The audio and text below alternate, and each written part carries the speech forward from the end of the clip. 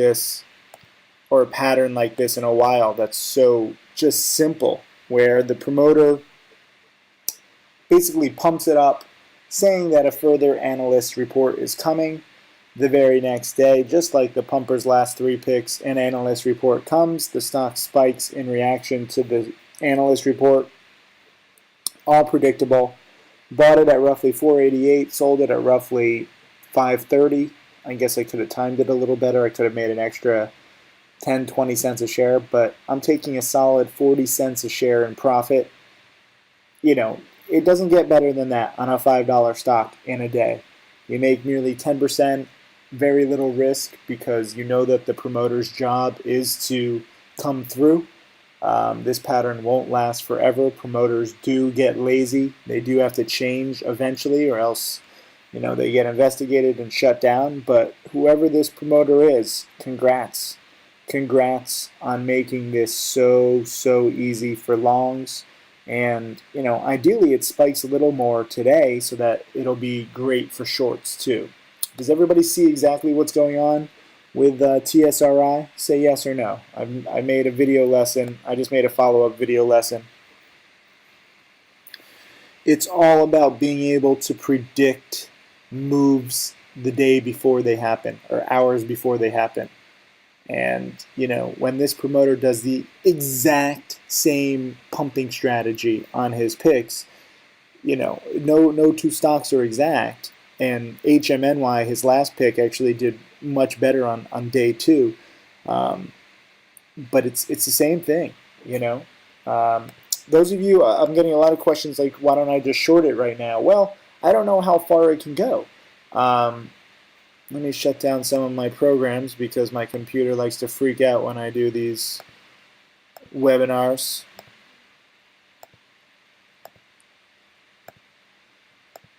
Probably should have restarted before, but I'm already late.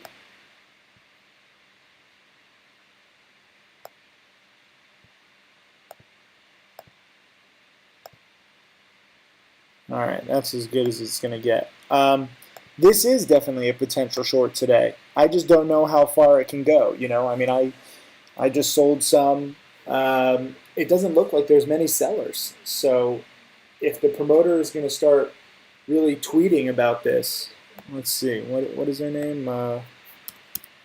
Twitter Oracle Picks.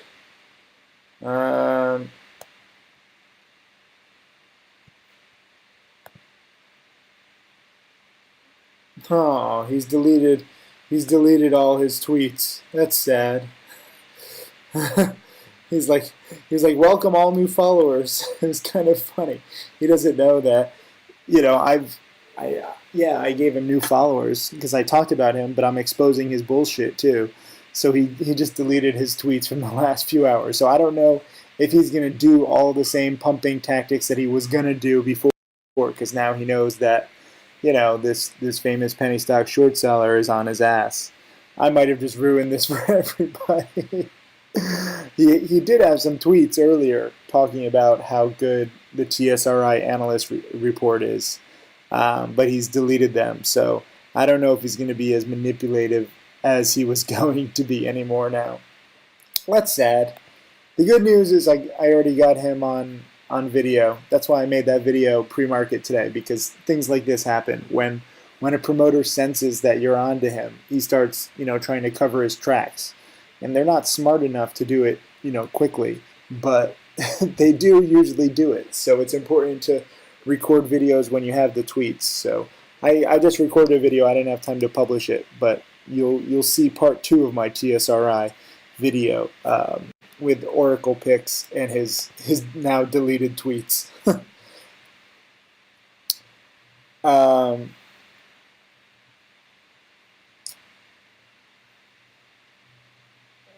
Let's see. Does this sound okay? Can you hear me okay?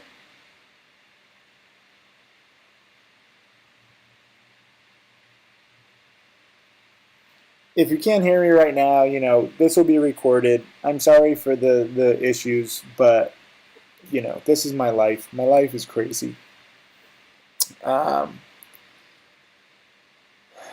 Let's see, Tim, would it be better for some volume to come in and short into on TSRI? Yeah, exactly, Savino. I don't know how far this can go. I see the promoter deleting tweets already. I don't know if he's going to stop sending out email blasts, but TSRI is definitely a potential short. It probably will see the fours today, but it could also see the sixes. So right here in the fives, I don't know how far it can go. We'll find out pretty quickly. Also, my other main watch is EFUT, which reported blowout earnings. But this company, has been a long-term pick of mine since the fours. So long-term subscribers, congrats. That's why I have a separate newsletter for long-term. And, I didn't even have the patience to hold till this, but several other people did, which is cool. That's the beauty of being a teacher.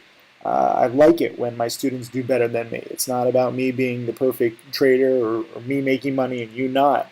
I love it when students make more than me. But here it is in the mid fives. The earnings were good. They have this mobile shopping product, which they've had for a year now. It's just a question of will it be able to hold its spikes. And in the past, it's spiked nearly a dozen times. It's never held its spikes. So this is on earnings, so that's good. I just don't know if EFUT will be able to hold this and turn this into anything more. But we have a classic pump and dump in TSRI and a classic earnings winner in EFUT. So the odds on both of them are in your favor. I wouldn't be shorting EFUT just because it can squeeze, and I wouldn't be longing TSRI just because it can crash. So you have to think about those odds in the background when you're trading. And the odds usually catch up to these stocks. Tim, comment on NVGN. NVGN is the latest biotech that's spiking. It's not up enough for me to care about.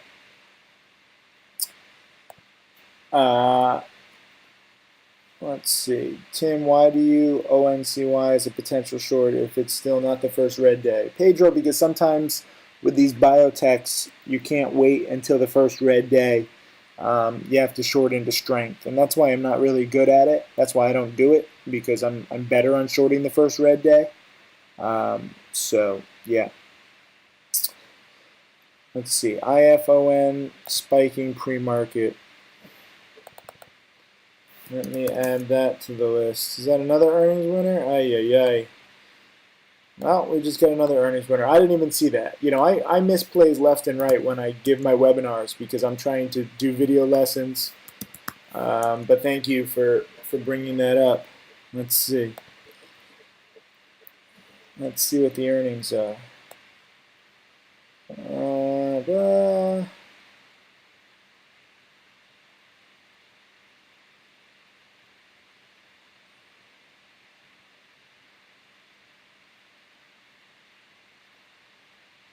Good revenue. They don't have that much in cash, only $1.5 million. They might need to raise some money. That's my main concern with IFON. But yeah, now you have another earnings winner. So now we have two earnings winners and a pump and dump. This is a busy day.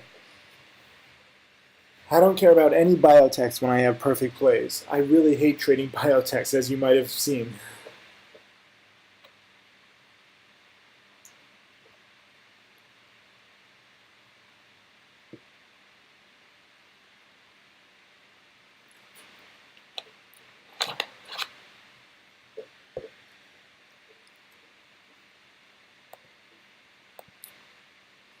Did it spike all at once?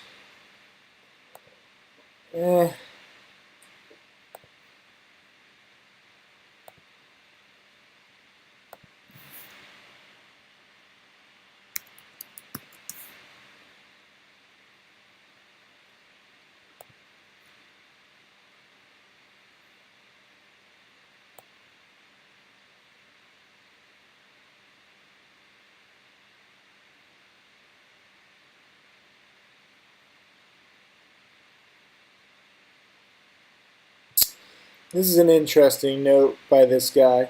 Unit shipments during the quarter declined by 4% compared to the prior year, but the average selling price per unit rose 57% equals bad. I don't know. We'll see. there's usually something bad in all of these companies' earnings reports.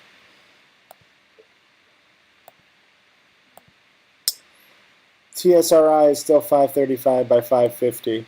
You gotta beware of more promoter emails. So let me just type in here, EFUT earnings winners, potential buys, but each is up a ton already, so not sure if they can hold their 40% spikes, let alone build on them. TSRI is a classic pump. Ideally, the promoter squeezes it to the 6s or even 7s, and then it's a potential short. Congrats to overnight longs there. We nailed that.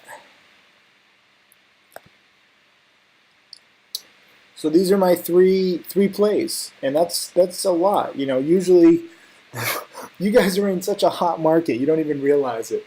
Usually there might be one play in a day or two, but already there's three, and that's quite a lot. I'm going to take CYCC off my watch list, and also ONCY off my watch list, just because I don't want to be distracted by these biotechs.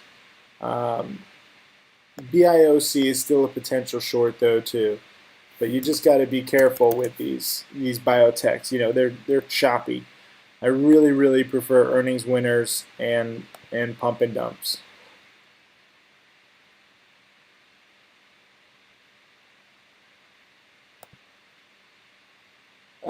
Let's see.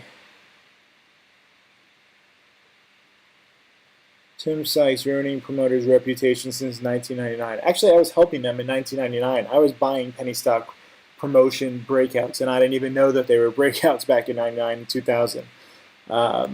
2002, 2003, I would say. That's when I started really short selling. And 2001 a little bit also.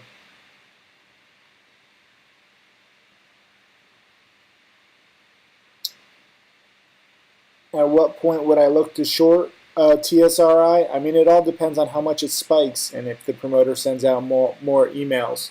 It's not a good sign when the promoter is already deleting tweets, because he's trying to cover his tracks in case, you know, it does collapse.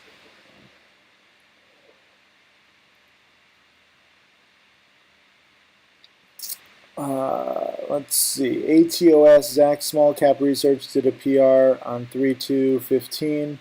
Didn't you say they were a pumper? Yes, Zach Small Cap Research is paid for pumping, but ATOS, you know, it's not enough just to find the stock that's being pumped. You need it to be a big percent winner too.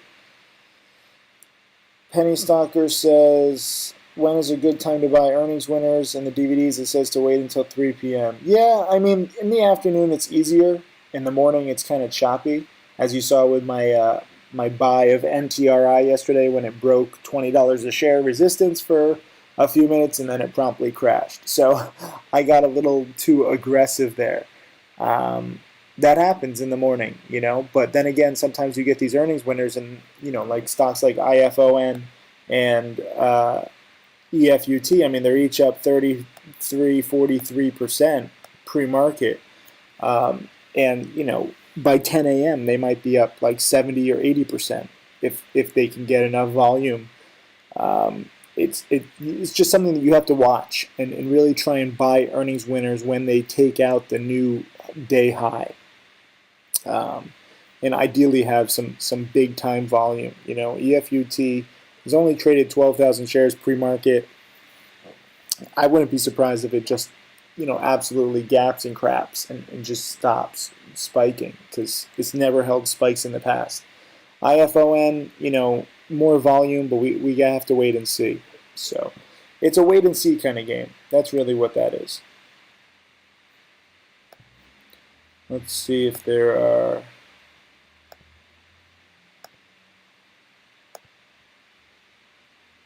Way too many windows open. My computer is freezing.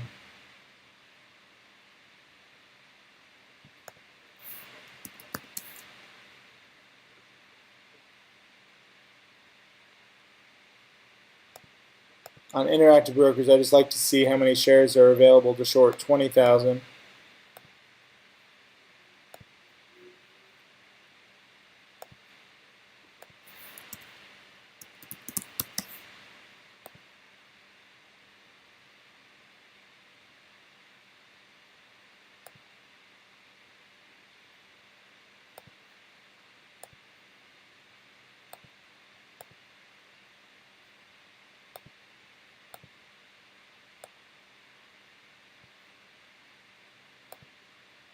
One minute until the market open.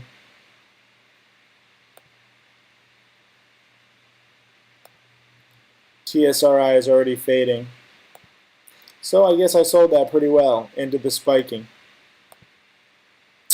I think by my talking about how the promotion is working has really crushed it. That's sad.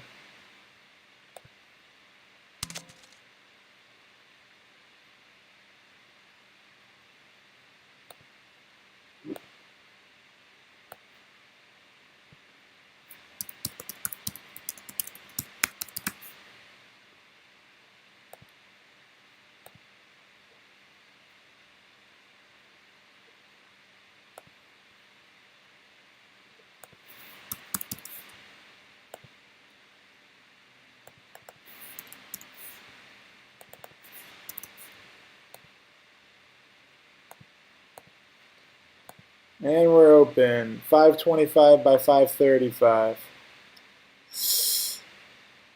Yeesh.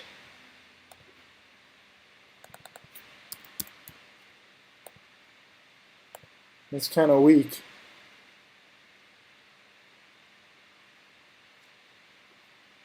IFON is spiking. Ay, ay, ay. I couldn't even get executed. No, I got 1,100 shares short at 525.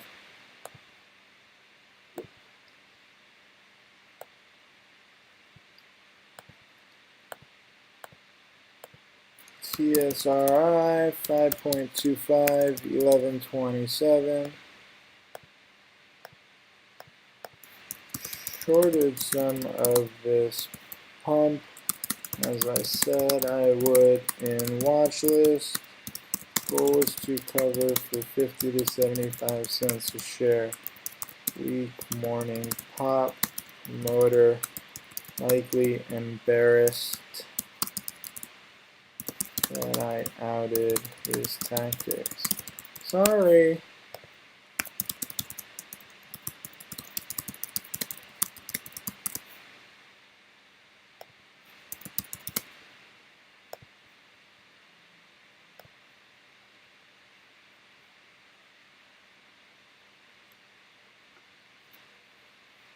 So TSRI could not spike. I was really good on my sell pre-market. You know, sometimes you have to sell pre-market to capture the spike. IFON is up a lot. EFUT is up a little bit. Let me create new things, new charts. EFUT is just kind of dying. IFON seems to be the play. Good volume, but it's going to be tough to go up more than 45%.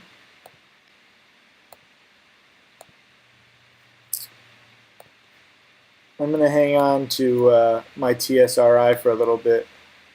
It's such a small position.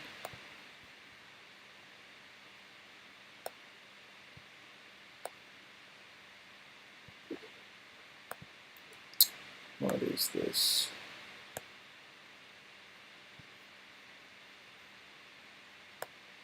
Oh, my average is 524. Yeah, I mean, you got to watch out if the promoter starts pumping TSRI again. So I'm kind of glad that I have a small position. It's going to give me some patience because the day low right now is 5. Once it cracks 5, I should be able to cover in like the 490s, if not the 480s or 470s. And that way I'll have played both the long side and the short side pretty well on a blatant pump, which is kind of cool. I rarely trade both ways so well. You know, even now, even if I was still holding long overnight, I could be selling at 505 or 5 and still be profitable, which is kind of cool. Well, here we go. Might take out 5. This is the key number right here. You're going to have some stop losses there. Can it do it? Maybe the promoters are going to send out an email trying to protect it.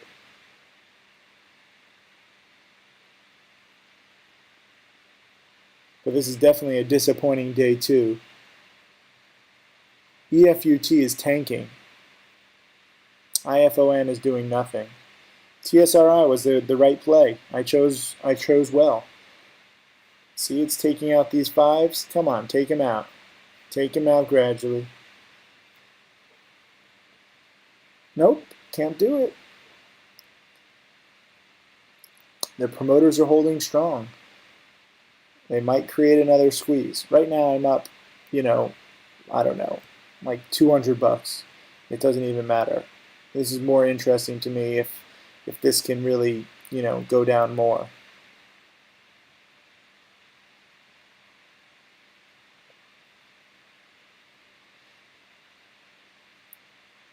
Gene is up to 555. What a freaking annoying stock. Pre-market it was touching 5.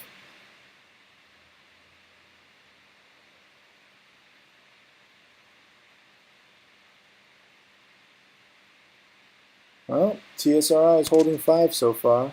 iPhone is doing nothing. EFUT is tanking. I chose the best play out of all of them. Shorting a pump and dump into failed spiking on day 2 of the pump. Let's see, is the promoter saying anything? I think I might have tongue-tied him. Oh, he tweeted about me. Tim Sykes, short sellers, entered this room last night. New peeps, you see they want to shake you out, TSRI. Just don't let them scare you.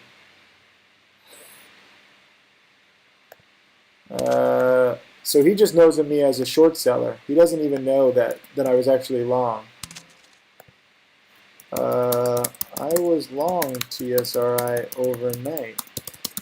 You should join and watch videos so you're not confused.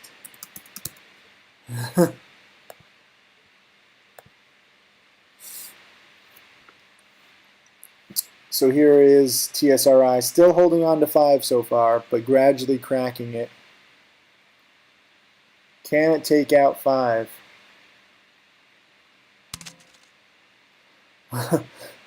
The promoter's so freaked out right now. He's like, wait a minute. Tim Sykes is wait, he got me all my follow. Wait, what? There we go. It just took out 5. Very nice.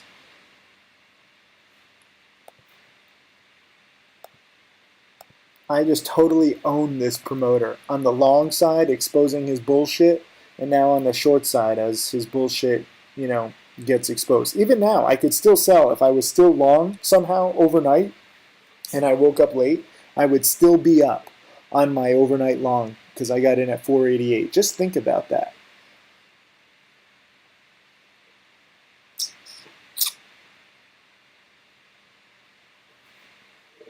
Beautiful, beautiful. Just dropping like a rock.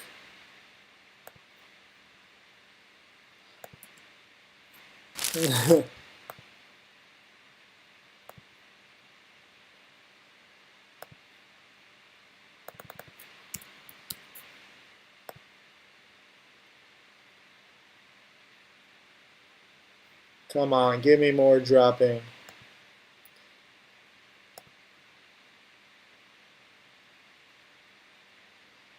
IFON is doing nothing. EFUT is still down. Gene is 560 now, spiking.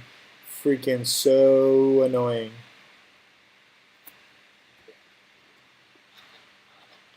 TSRI, I'm up 30 cents a share.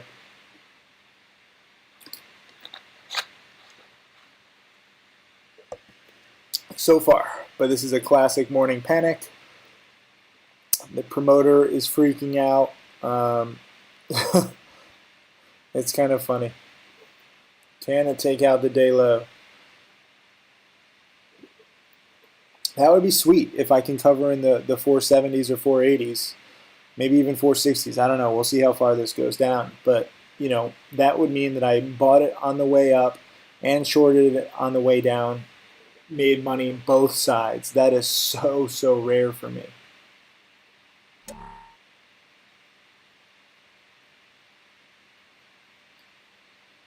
Oh, IFON is spiking, 270. I missed that.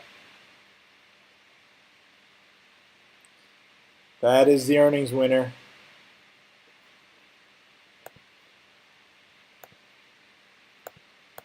IFON spiking, missed due to my webinar, shorting TSRI.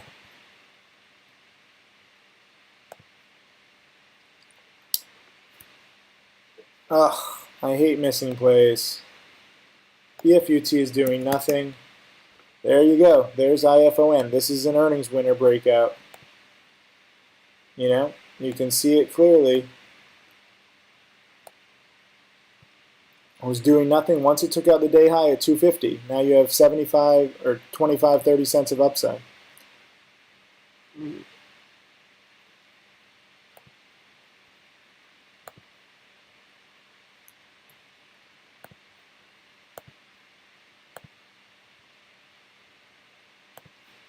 And I just covered at 495.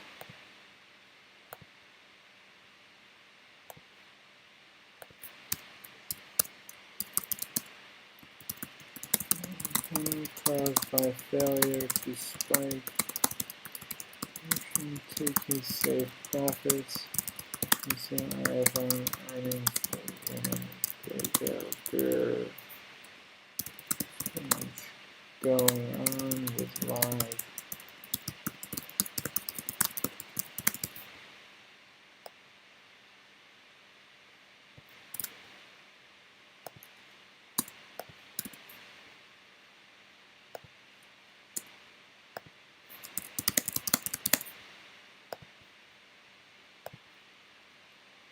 So I gave TSRI time to really, you know, come down, but it just couldn't. It based. There were big buyers at 490, 491, 492.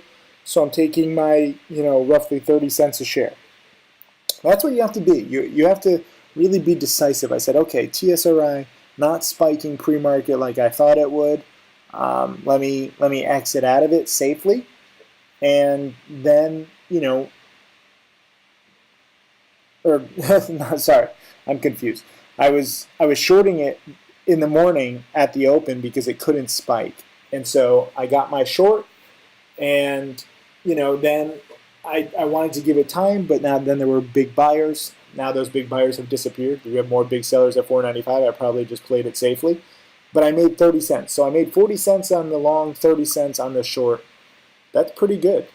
That's pretty damn good. It's probably going to keep dropping, but I like locking in profits just because I never know what the promoter is going to do, especially when he's like, the main guy is like calling me out.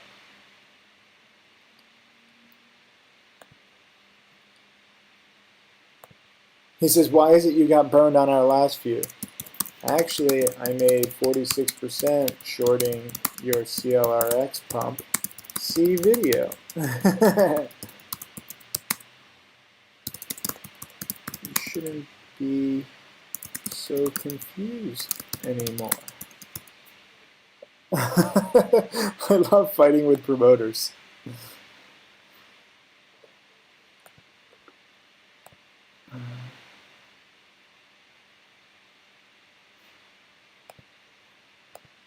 But this is what you guys can do with a small account. I just, you know, what did I make? I made 30 cents a share. I made like 300 bucks on like a $5,000 investment in 10 minutes. You easily could have seen that. You easily could have done that. And IFON is even better now, 290s. And I totally missed this one. This one I could have had like 20,000 shares at 250 on the breakout. And now it's at 3. This one has the volume. God. tell me you guys are long IFON on the breakout above 250.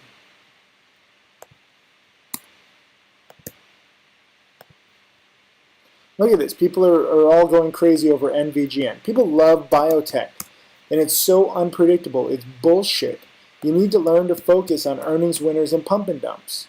Two good plays right now. TSRI, perfect short. IFON, perfect long. EFUT, dead. Even RESN, which was my dip buy attempt, is now spiking 1120.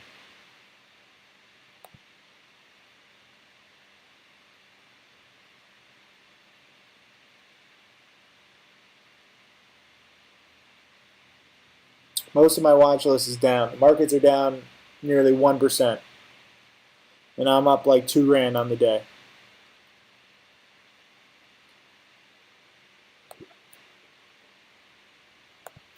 Who gives a shit about estimates?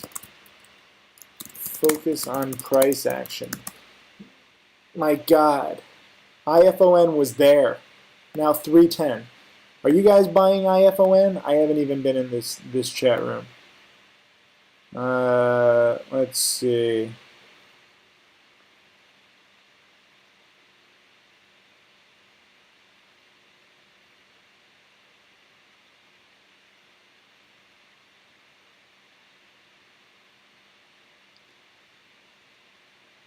Drinkman covered GENE at 530. Good. It's at 550. It's scary. IFON is the perfect earnings winner.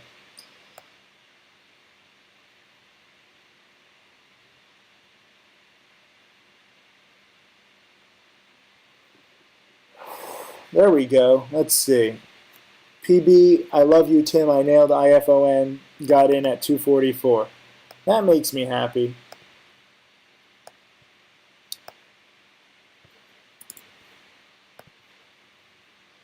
Is he replying?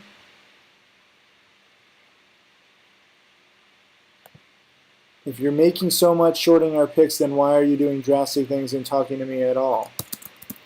I like talking with promoters. You've done a great job. I thank you for your predictability.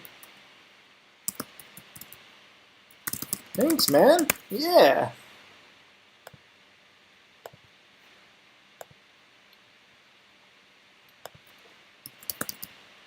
Benefits of live.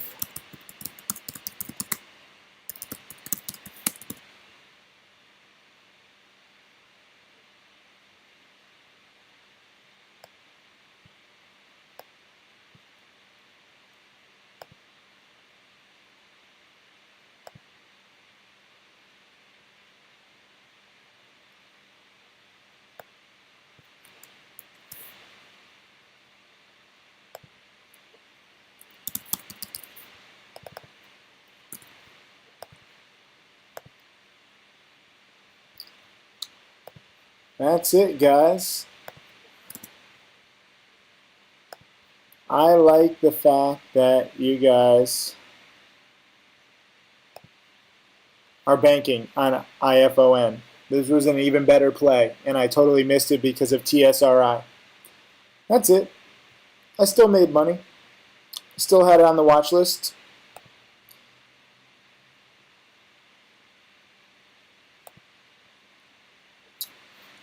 Look at that. I have to open my Word.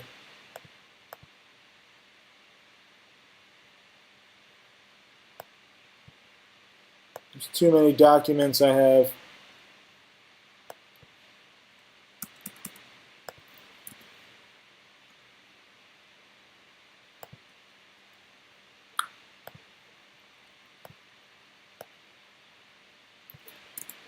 Congrats, PB. Everybody say congrats to PB.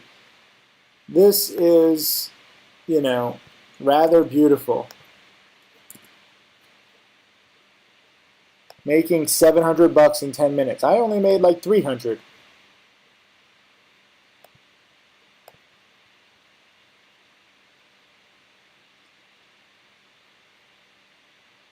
Look at that.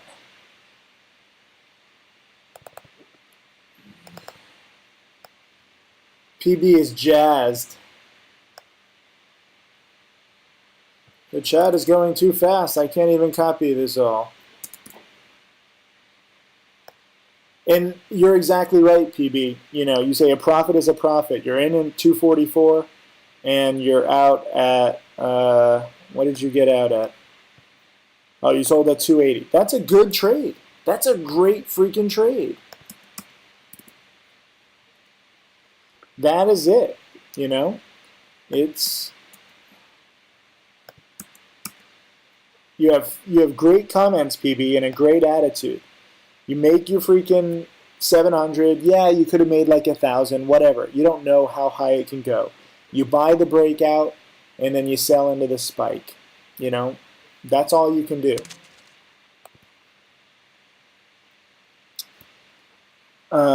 Tim, what do you think about the fact that it's hard to borrow shares of IFON? Does that affect? No, I don't care about the short side for IFON. I care about the earnings breakout. That's it. Nels Doggy bought IFON at 305. Nels Doggy, be careful, man. I wouldn't buy this at 305. It's already up 76% on the day. You missed the opportunity to buy by 50 cents a share. You don't chase stocks. Anybody buying it here at 3, yeah, you might get it, but this could also just be a fake out like NTRI was yesterday. So be extra careful. I would not be long here at 3. I would be selling for a small loss at like 297 if that was me. Let's see, is the promoter saying anything? Our people are obviously making money as well. Yep, I made money on the long and short side, TSRI. Thank you again for your good, solid work. Keep it up. You see, I don't have to be a dick to promoters. And as I say this, IFON is at 290. Let me send out a warning just in case other people are chasing. IFON now dropping. I wouldn't be long at 3-ish. The time to buy was the breakout of the day high at 250-ish, then sell into the spike at 3-ish. Don't chase it.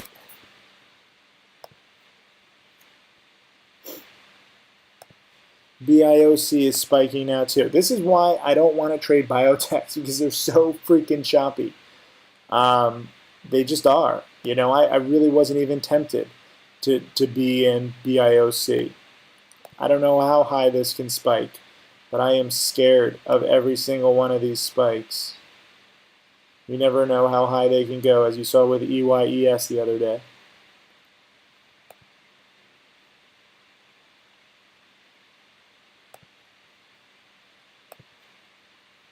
Let's see, are there shares to short? I would love to short it at like 4-ish.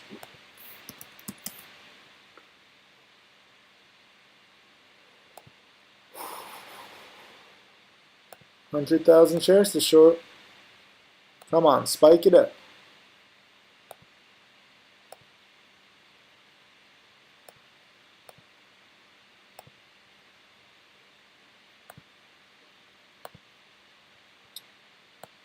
Of course, my trading software logs out because my computer cannot handle this webinar software.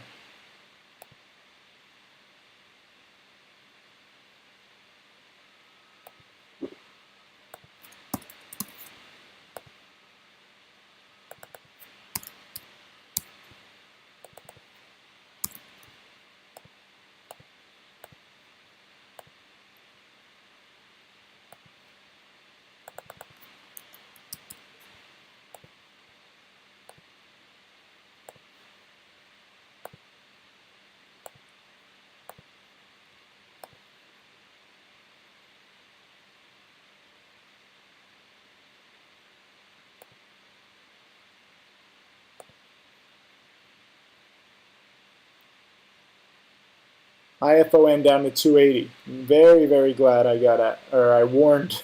I didn't get out. I didn't even trade IFON. But I warned.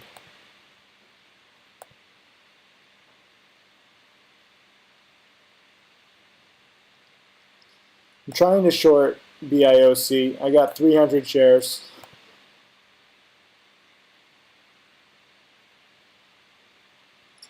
Freaking SSR. You gotta hate it.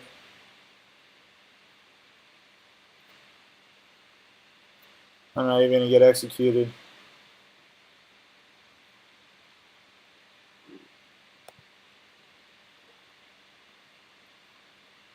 Oh, did I get it? 3,000 at 365. Cool.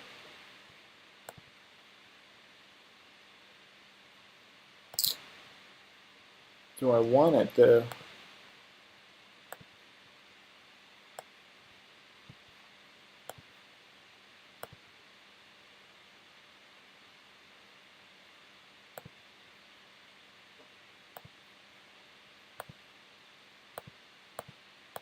BIOC 3.65, 3,000 shares.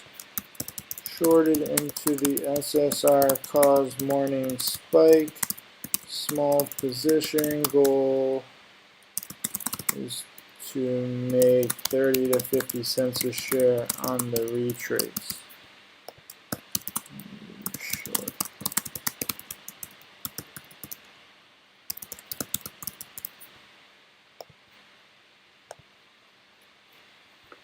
So IFON keeps coming. It's tough to short on the SSR because you have to short into an uptick.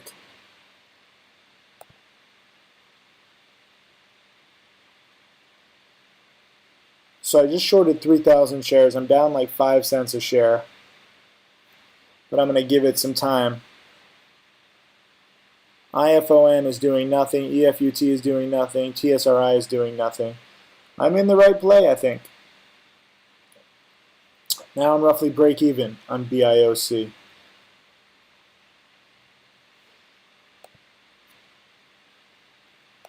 Trading very, very small. You got to be scared of these biotechs.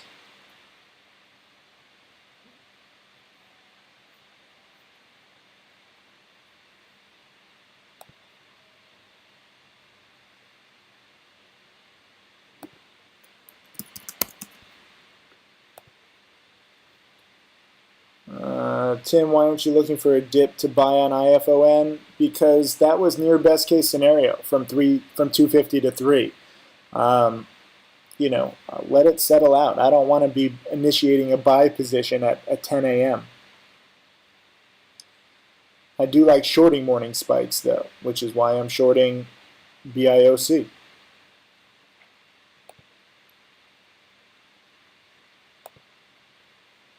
I think this spike on BIOC is just caused by the SSR, and I think it's going to come right back down 20, 30, 40, 50 cents. Maybe there's some buy-ins too on some shorts, but I finally got a pretty good entry price in a small position just in case I'm wrong. Look at this big bidder here, 365 getting chipped away. Once he disappears, should come down nicely.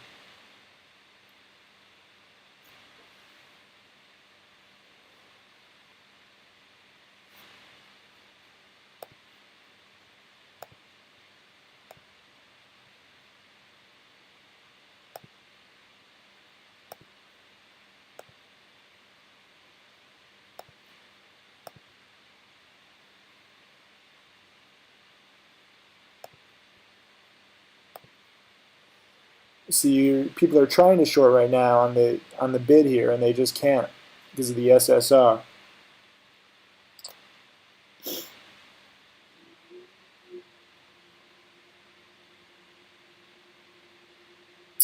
That's why you got to be a little early with the SSR. See, everyone trying to short right now is just showing up on the ask here at 366. Once this big buyer gets taken out here at 365, should go to the 360s, then ideally the 350s. It might take a little while, but I just shorted into a 50 cent a share spike.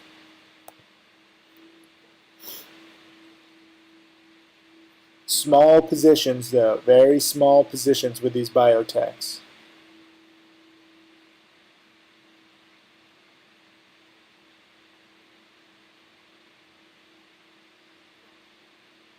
Just a waiting game.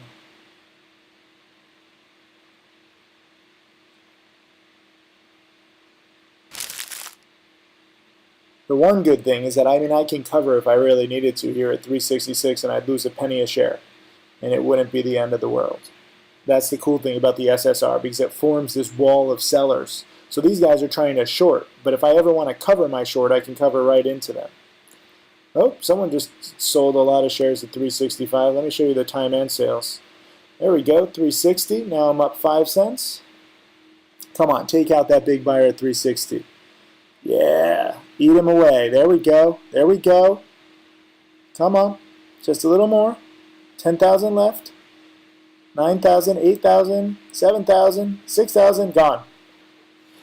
Now I'm up 7 cents. Oh, he reclaimed it. That's also sometimes what happens, where you take out a big buyer and then they come back in. Look at that, another 34,000 to buy at 360. That's annoying.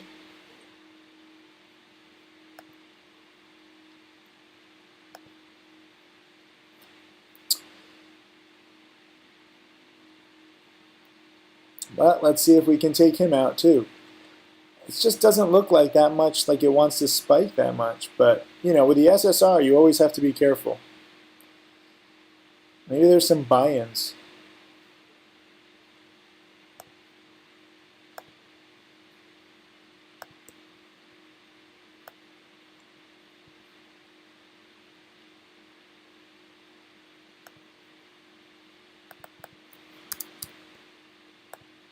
Nope. Good. Now big seller. 70,000 seller at 360. Very nice. Try and break that. Now I think it's going to crack below 350. I'll make another few hundred.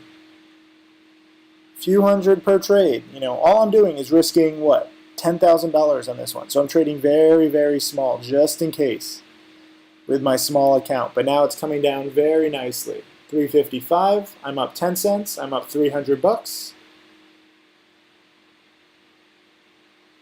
352, I'm up like 400.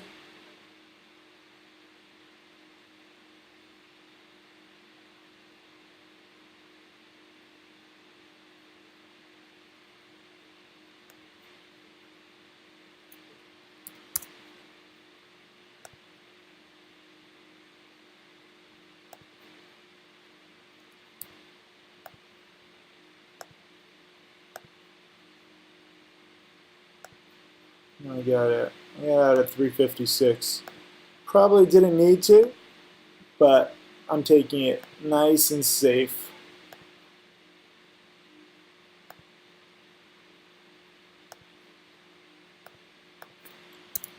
0.56.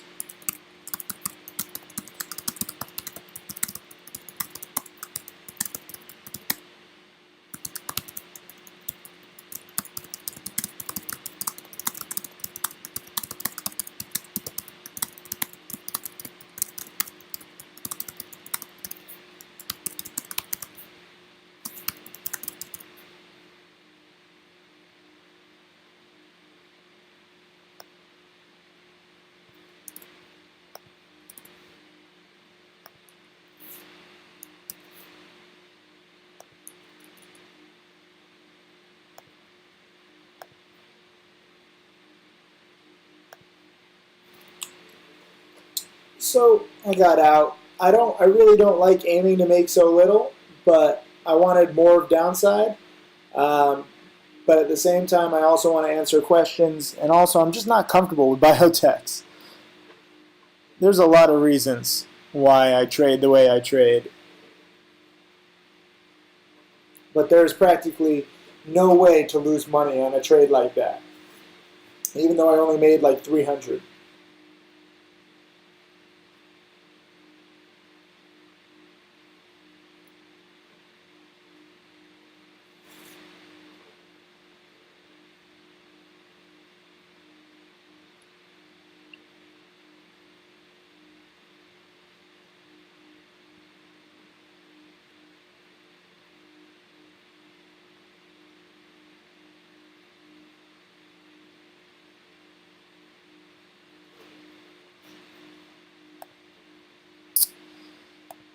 You know, do I want to sit here with such a small position and fight it?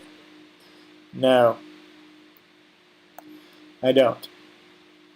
Look at this, Devontae. I love this. IFON in at 245, out at 301. Freaking beautiful. Congrats, man.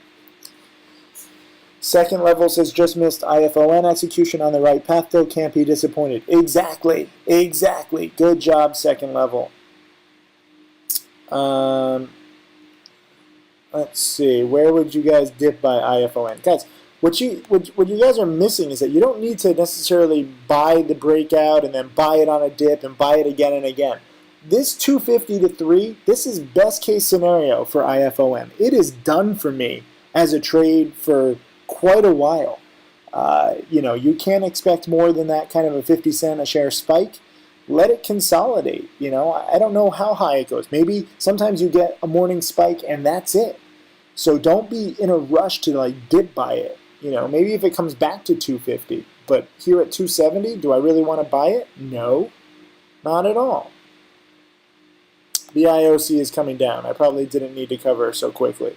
I'm just so scared with these biotechs.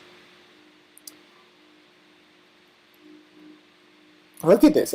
All of you are thinking, what about a dip buy? When you miss out on a play, you feel like you need to like make money on it, so you want to get in again. Don't feel that way. The play does not owe you money. You missed it.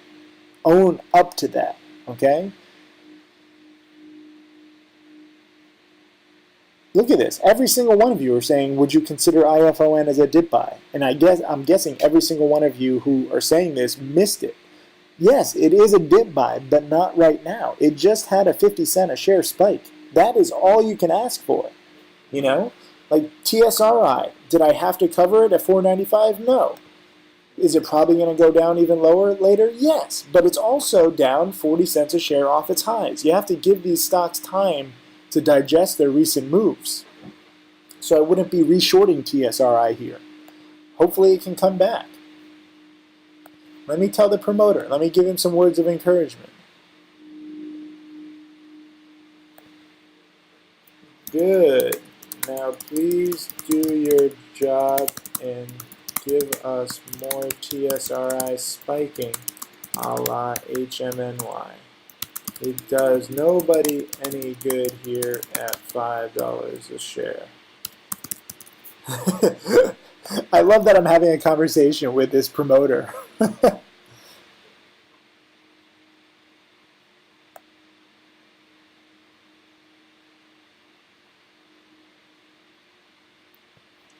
Look at this, not a single losing trade in 9 days, finally feeling self-sufficient as I've been picking my own for 2 weeks now. Awesome job, Joseph Dimmick. Everybody, please congratulate this guy.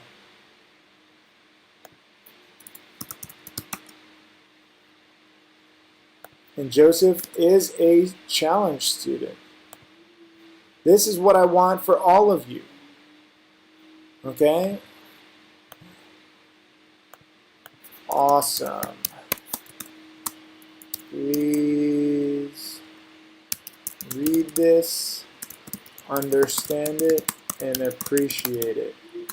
Retweet, congratulate Joe. I want this for everyone.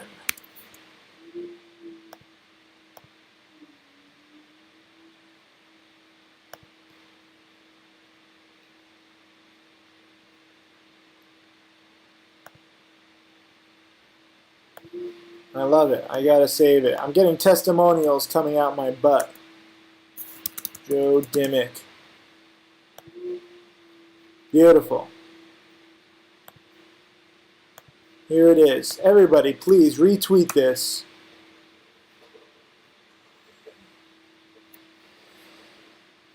Let's see. Have I missed the battle? You have missed the war. Name the movie. Let's see. Nels Doggy short BIOC at 368, covered at 355. Very good. Look at that. Logamatter. Thanks, Tim. Remembered your spikeability on EFUT. Got in at 385, out at 592. Freaking on fire. Awesome part deux.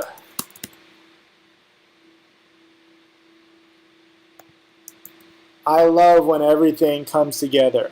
You notice, we're buying earnings winners like EFUT. We're shorting or buying pumps like TSRI when it's predictable. Shorting pumps eventually. I love it. This is penny stocking. This is it, baby.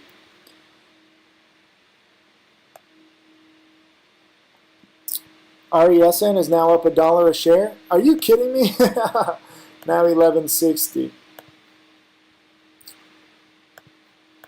RESN is spiking. I was a day early, but on the right track. Congrats. Look at this. Another testimonial. I'm just going crazy with testimonials. I saved this one. This is a funny article right here. I saved this just because I wanted to show it during this. And this article is all about, marijuana investors lost $23 billion in penny stocks last year. And so I thought about this, and if you read this article, it's all about, penny stock pump and dumps and investors falling for them. And as I was reading the article, I was like, well, how much did penny stock short sellers make? If the longs lost $23 billion, then shorting scams, I don't know if we exactly made $23 billion, but you made quite a lot of money. Let's see. Tim, you have too much time on your hands. Not really. I love this game. If you can't tell, I love, this comment from Logamatter. Thanks, Tim. Remembered your spikeability on EFUT. Got in at 385, out at 592. That's freaking amazing.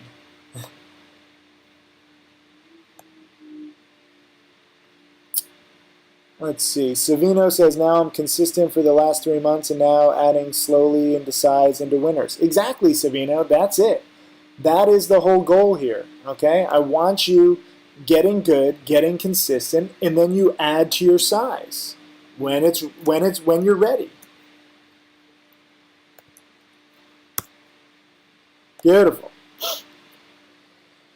Let's see.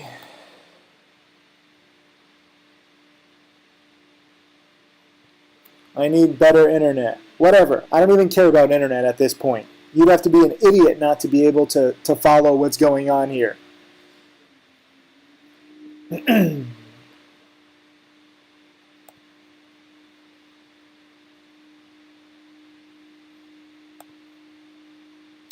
Is it a good idea to short TSRI?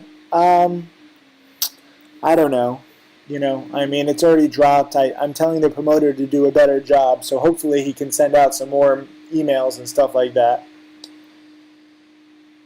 Short selling question, is it normal at IB that if you click sell, you immediately short?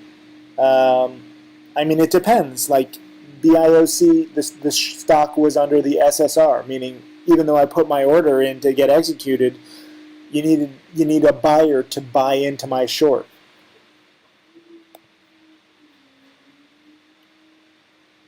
I guess my cover was actually pretty good. It's not going down as much as I thought. But, it's a decent little scalp. And I really hate scalping. I hate using that word. But sometimes, it just fits. And I'll take my $300 profit any day of the week.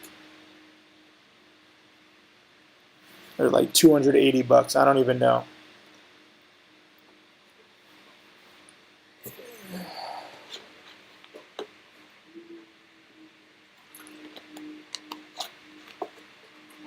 But today is a great example of penny stocking. You have earnings winners, IFON, which actually did do a perfect morning spike. Earnings winner EFUT, which did nothing, which I kind of expected. You have Biotech spikers, GENE and BIOC, which is they're now both fading. BIOC is down to 350, so Probably should have held that short a little bit more, 349. So I gave away 150 bucks. You know, with such a small position, I really just wanted to show you guys how to even short in the SSR. But it creates opportunities. That's what you're looking for, okay? You know, some days there's going to be no opportunities where there might be an earnings winner, but it does nothing all day. Some days there might be one pump and dump. I mean, right now, TSRI pump and dump, BIOC and Gene are biotech speculative winners that are good to short because they're junk. EYES also is spiking a little bit. This is a biotech, but this one is extra tricky, so I'm not touching that one. And then you have IFON and EFUT earnings winners. So you have 2 earnings winners, 1 pump and dump, and 3 biotech sketchy run-ups. And I took off CYTX off the list. CYCC is crashing. What was the other one? Oh, NVGN.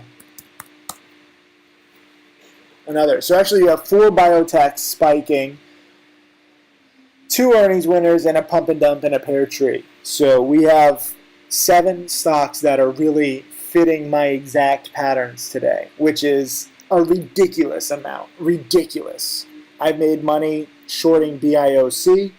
I made money going long and short TSRI, and I missed IFON entirely. And BIOC is now down another 10 cents. So I gave away like 300 bucks. But that's fine. You know, I screw up all the time. And then RESN, actually, we have a speculative buy, and this is up to 11.75. And I was long this. What was I long at? Do you guys remember? I don't even remember my buy price. What was it? 10. My initial buy price on RESN, wasn't it like 10.50? No, it was even lower. It was right here on the breakout. Was it the 1030s? Oh, 1040s. Yeah. So 1040s. So, you know, it didn't really bounce the way I wanted yesterday, but today is the bounce. So I was off by a day on RESN. It's beautiful. Yeah, 1046-ish.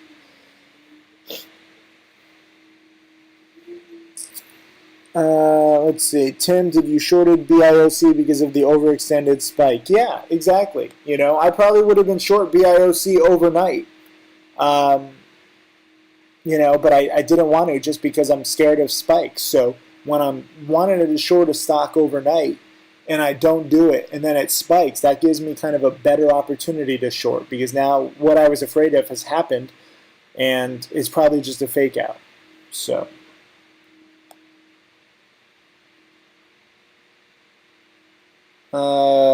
Let's see.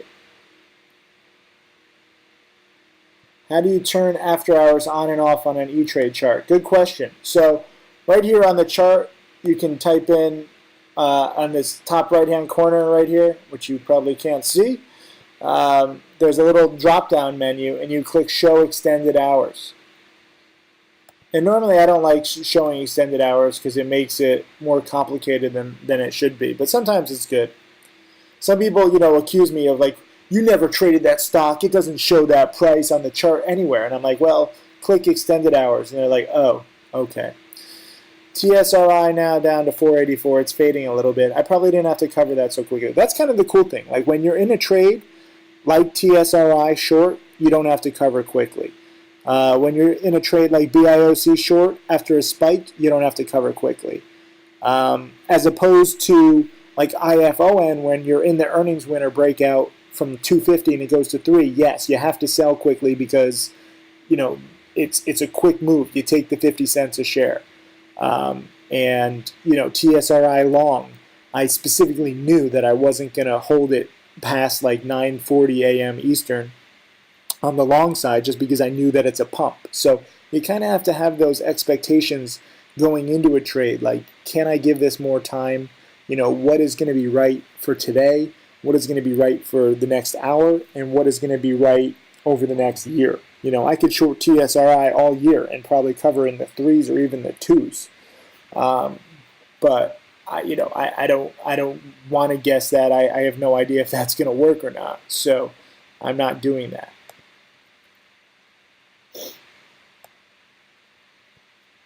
Thank you, Tim Lento. Yeah, I bought 6,000 shares of RESN at 1046. So normally I don't buy stocks that are down 50%. I have that whole analogy with buying, bad sushi that's 50% off, and it might be good or it might make you really sick. But with RESN, it's down 50% off its highs, not because of anything they said, just because, it ran up so much in anticipation of their Skyworks deal. And then when you throw even just a little bit cold water on that, people are scared.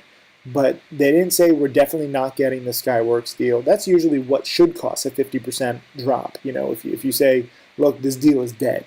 They didn't say that. They just sprinkled some reason on it, and they didn't want the hype to get too far ahead of themselves. So that offers the possibility that it will bounce. And in hindsight, yeah, now after 2 days, I should have just held my 6,000 RESN and I would have made, 7 or 8 grand. Hindsight is easy. I entered, I made a few grand, I made like 3 grand, I took it. That's pretty good on a small position.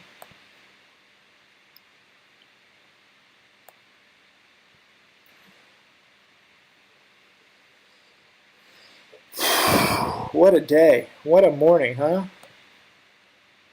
I'm up like 2,500 this morning. You see, TSRI is still now holding in the 490s, so I'm glad I'm out. BIOC, yeah, I missed it by like 5 or 10 cents. I'm still glad I'm out. I traded pretty well this morning. Let me get rid of UQM. They won a deal the other day, but it's an alternative energy play. Alternative energy plays I found just don't really do well. Angie's List kind of going nowhere. Vigil going nowhere. HART going nowhere. NTN is interesting. NTN makes these little tablets for Buffalo Wild Wings. And Buffalo Wild Wings is one of the strongest stocks in the entire stock market. NTN is reporting earnings soon. Just a stock to watch because they have those tablets, and theoretically, you can have those tablets for games and ordering food. And, it's kind of a tablet play. It's just the stock doesn't move. So I watch it. It's on my long-term watch list. But if they ever announce like good earnings, when are they reporting earnings? You see, the stock has done nothing for 2 years. I have some weird stocks like this that I watch just because they have, not just cool technology, but also like big name partnerships. And NTN has a big name partnership.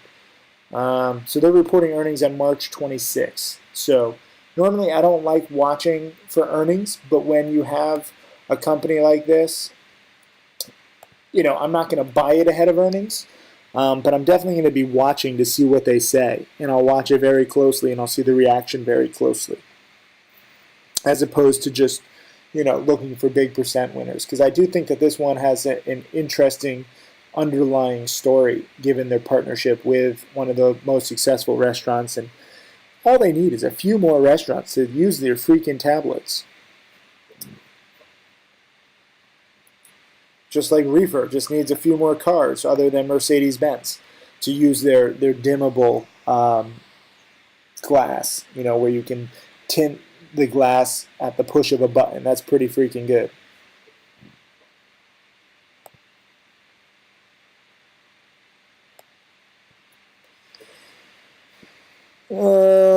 Let's see. What is all this stuff about reserving shares? Certain brokers you have to reserve shares to short. Interactive Brokers is just first come, first serve. But with high net worth broker, my high net worth broker, which requires a 30,000 minimum, you have to reserve shares to short. And I think, actually at Interactive Brokers, you can reserve shares to short if you have over $100,000 in the account. But I just use the first come, first serve. CNDO is a technical breakout? Maybe. It's another biotech. I've lost track of how many biotechs. I can't keep track. Here is EFUT. It is now fading seriously. It can never hold its spikes. It is crazy. Look at it, just downtrending all day. Do not belong this kind of an earnings winner, okay? The numbers were good, but this price action is terrible. And IFON is down to the 260s. All of you guys who are like, oh, when can I dip buy it? When can I dip buy it? Well, maybe all day it's going to dip. I have no idea. It's already jumped, 50 cents a share. That's as good as any $2 stock could ever do. So once it already does that, once it uses all of its potential for one move, it's got to rest. Maybe it comes back, maybe it doesn't. I've seen stocks spike in the morning and then never do anything ever again. That happens very often. You also have to remember that we are very late in a bull market. And any single time that the NASDAQ starts tanking like this, it could be the beginning of the end. I'm not saying that it is, but we've had a huge run-up, as you can see, from pretty much the entire month of February. And now it looks like we might be breaking down. So remember that 3 out of 4 stocks follow the market. So don't be too aggressive on any longs right now. If you tell me you need to make one pick right now, what would it be? I would say short TSRI. And I wouldn't even be all amazing about it, like all confident, because it might come down to the low 4s or mid 4s, but I really wanted to spike more. So I don't really want to short right now. But out of every single play in the entire market, that is probably the most predictable, and it's not even a big winner. So I'm not doing anything.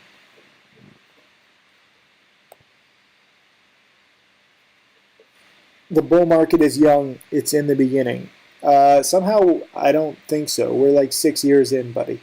You got to check your math on that. This is actually, now, the 3rd longest bull market ever? That's not to say that it has to end, but you just also have to recognize, where in history we are. And this is pretty late in a bull market. So I want a crash. I want consolidation. I want like a day or a week off. But when there's 7 stocks in play and people are, buying and shorting, it's crazy. 14 years secular bull market history. I'm not saying that the bull market is going to end. I'm just saying that we're late in the game, okay? I hope it goes. I hope it crashes. I hope it consolidates, and then I hope it keeps spiking. But at the same time, you have to be wary because, a case can be made that a crash is coming. You like the bear market, right? Yes, G-Backer. I prefer the bear market. Right now you have to really be scared on your shorts because all kinds of crap is flying. And that's just tough to short sell. It's also good to buy because now okay, earnings winners like IFON and pump and dumps like TSRI, you can even buy them. But you just have to be careful. There's no value anywhere that I see on any of these companies.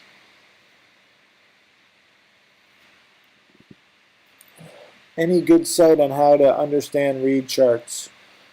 I don't know. Just read. There's a Steve Neeson book, How to Read Candlestick Charts. That's a pretty good book.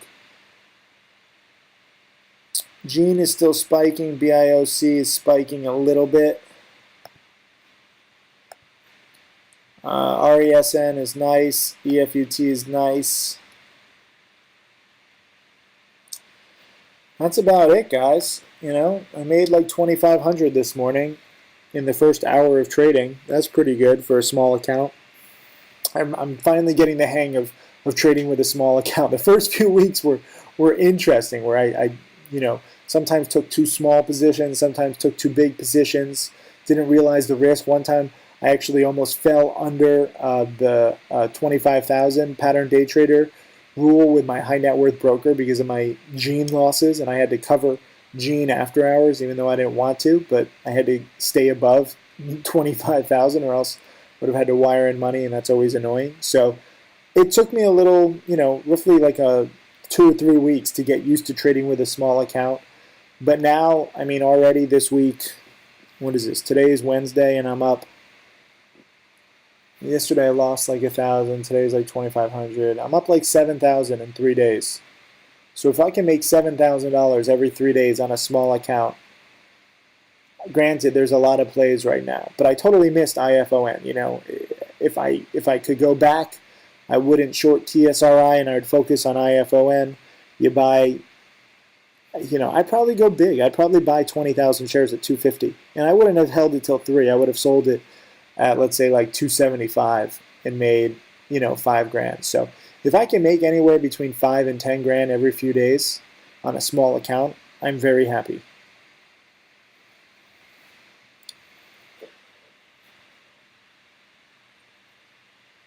Look at this. Oh, this was another one. Yeah. Jay-Z Lamar says, bought 1,000 shares ZAG at 770, now 852. Thanks, Tim, for guidance and making us understand buying earnings winners at the right time. And that's exactly right. This was another one that I had too many plays, too little time. Just buying ZAG, at a dip right here. Some people say, Tim, why did you buy ZAG? Well, it was pretty simple, because if you look at ever since the earnings win right here, it spiked up initially from 7 and it hit a high of 746, came back down to 7, and then went all the way up to 8, and then it came down. And right here, where was the bottom? 750, right exactly the top. I mean, this is technical analysis 101. I don't make the rules, I just follow them. The high here was 750, so I entered right here at around 750, and I thought, hey, this is an earnings winner at technical support. And I sold it like a bitch in here in the 760s because it barely bounced. But then the next day, and then the next day, and I'm glad that you nailed it. PB says, I have learned never to doubt what Tim is saying, so I'm being careful. Thank you, PB. You can doubt me. I'm wrong sometimes. I'm wrong, like a third of the time. But I just try and give my best guess and use my best estimates based on 15 years of experience. But I like this comment, so I'm gonna add it to your little list of comments today.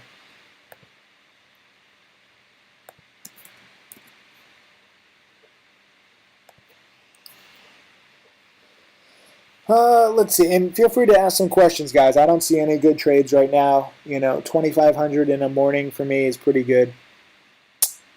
Let's see. In a bear market, do you have more difficulty finding shares to short? No, it's actually easier. Remember, brokers just want commissions. So in a bear market, they'll give you more shorts just because they want you to trade. It's kind of weird how it works.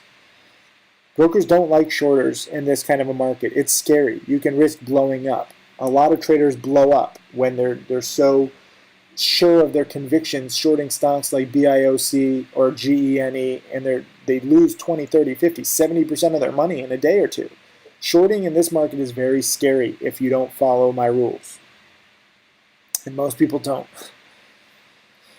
Let's see. Jay Campo says, Tim, when watching earnings like IFON, do you focus on the pre-market high or the day high? Let's see.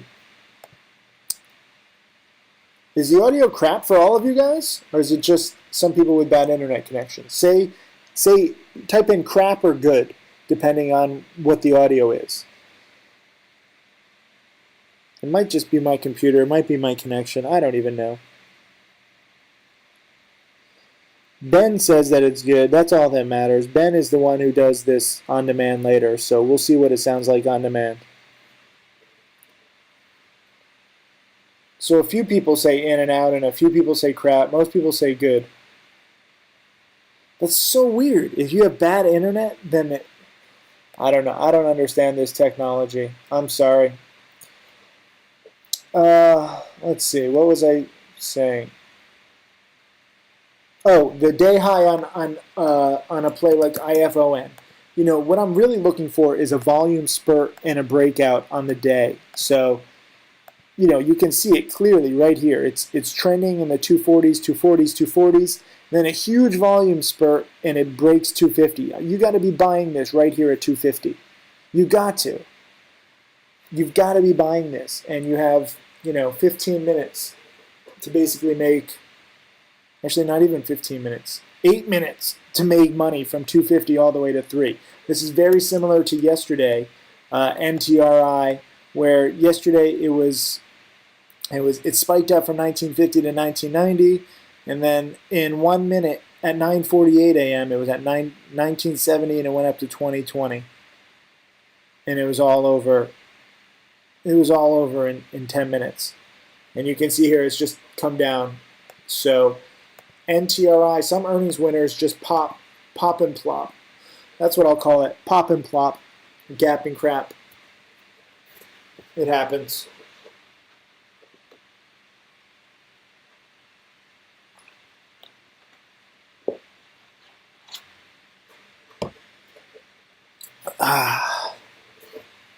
But yeah, you got to buy the breakout with the volume spike, ideally near the market open.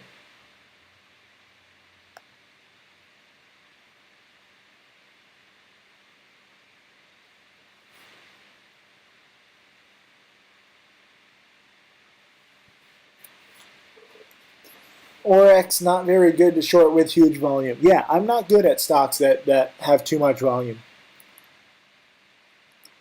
Derek Wood says, watching the DVDs and hearing everybody talk about not overtrading seems like a great day to put this into practice. Yeah, I mean, the only trades today really were to short TSRI in the 520s when it failed to gap up. So you have a failed pump and dump second day, which I only caught 1,100 shares. I tried to short, what did I try to short? 2,000 or 3,000 shares. And you could have made 20, 30, 40 cents there. Or IFON, to buy the earnings winner at 250 and sell it at 270, 280, 293, and you make 20, 30, 40, 50 cents there. Those are the two best trades of the day. I missed IFON, I nailed TSRI. BIOC, yeah, you could have shorted and made 10, 15, 20 cents, but not as much downside as, shorting a blatant pump and dump. And also BIOC is just scary. And Gene is scary. They both spiked. But it's just scary to short morning spikes. You don't know how far they can go. And as you saw with like EYES, even Tim Grittani lost like 40 grand on Friday shorting EYES. That ruined his entire week last week. So I really like shorting failed morning spikes as opposed to shorting into strength. TSRI was so easy to short right at the open at 525 when it clearly could not gain the momentum that it would need to go to the sixes. And at no point would I have been down. I just wish I would have gotten a bigger position. And then IFON, look at it, back down to the 250s. I hope you guys listen to me and didn't just dip by it randomly at 280 or 270, hoping for it to go back to 3. Remember that a lot of these earnings winners only spike once and then never again. Let's see. Nels Doggy says, Tim today felt really good, fell down a little on IFON, chasing and following you on BIOC to regain the losses and make gains. Good. I am training wheels. That's the whole thing. Sorry, I skipped some questions. Skating Joe made $4,000 on a $5,000 account in SureTrader since January, but using margin a couple times like an idiot. Yeah, I mean, you can always be more conservative, but when you're making 80% on your money in 1 month, that's good. Just remember to be careful. Future Millionaire Trader says, earnings winners breakout and shorting pumps is all you need to focus on being successful. Pretty simple, Tim. Yes, it's kind of weird how simple stuff works. Ramburger says, to short at E-Trade, do you need a $2,000 account? Yeah, that's what's required. Drinkman says, I have to admit, writing a summary of my day every day helps to imprint good trading behaviors and discipline. Do it. I agree 100%. That's why we have this new tool on Profitly. All of you guys have Profitly accounts. You can post. Go to Profitly/contribute. And you can post your own watch lists and your own thoughts. It's really good to keep a public diary. Let me just say this. Remember to post your thoughts, watch lists on. It helps keep you organized. Um, remember to use this new tool. I want you guys writing your own thoughts. You can talk to yourself. You can give yourself good pointers. You can create watch lists. I used to use index cards when I first began. I would write all the stocks I was watching on individual index cards. I still have like thousands of index cards with random tickers. But now the technology has evolved, and if you go to Profitly/contribute, you can put your own watch lists and make your own notes, and it's a very, very useful tool. And more importantly, I can also see that. So if you ever have any problems or questions, you can just send me, a link to your blog post. You can write down like 20 questions in a blog post, and I'll answer them in the comments section of your blog post. That would be very good, because I don't like emailing answers to questions, because then it's private. I want to post everything online so that everybody has the ability to see my answers, so that I can help 50 or 100 people at a time. That's how I've learned to really scale my teaching. Charlie says, do you know of any free platform websites to watch stock charts for free while I'm still learning to trade before setting up a brokerage account? Charlie, you need to get that cheapness out of your head, okay? I get this question from so many people. They want to save $5 here and $10 and $50, and they think that by being cheap and frugal, that's the way to be. Listen, when you're trading and you have tools at your disposal, you need to invest in these tools. You need to invest in your education. Having the right charts, having the right setups for $50 or $100. Even if you pay $1,000 or $2,000, it's so little in the grand scheme of things. So the question is, are you going to take this seriously or not? Or are you going to try and nickel and dime it and try and make like $50 on a trade and be like, whew, that was stressful? This is a strategy that has created millionaires. I'm not saying that to bullshit you. I'm saying it to help you understand the upside here. So if you invest a few hundred, a few $1,000s into your education, into your tools, nowhere else in the world can you invest such a small amount of money and literally have a really good shot at making 7 figures within a few years, as so many people have. Or at least 6 figures, even if you are slow or screw up or something. So you really need to give yourself a chance. Too many people don't look at this trading world like it's a battle, which it is. You need to, if you're going into battle, you need to have good armor, have good weapons. Some farmer with like overalls and a pitchfork is going to get decimated on a battlefield versus somebody who invests in their armor, invests in like the newest machine guns. That's it. This is a battlefield. So just change your perspective. Think about that for a second. Nels Doggy says, for TSRI, how did you know it wasn't going to spike at the market open? You never know. Look at IFON, just tanking. I would not want to dip by this at all yet. It is showing no signs of bottoming. So I'm very glad I warned you. Nels Doggy, remember you were long this stock at 3, and I was like, I would get out at like 295. I would take the small loss, and I hope you did, because now it's down 50 cents a share. What was your question? Oh, how did I know TSRI wasn't going to spike at the open? Well, it just didn't have the volume. It had some pretty good volume pre-market, but at the same time, I was in the 480s yesterday, so when I knew that, it could go up, my whole goal was to sell in the mid to high 5s. And to really have a shot at spiking today, it would have to take out yesterday's high of 550. This morning, there were big sellers at 550, 540, 535. So I shorted it at 525 just thinking that this was going to be a double top, which it was. Especially when the promoter started deleting tweets. That's never a good sign. When your promoter starts deleting tweets, because he's trying to cover his ass, because he's scared, because he didn't, first of all, he didn't realize that I was long the stock overnight. He just hears, wait a minute, Tim Sykes, the short seller, is involved with the stock? Oh shit. So when you have a promoter getting cold feet about his manipulation tactics and promotion tactics, and a potential double top and very low volume, and the analyst report was kind of weak, those are all signs that the top was in, and that turned out to be dead on right. Does that make sense?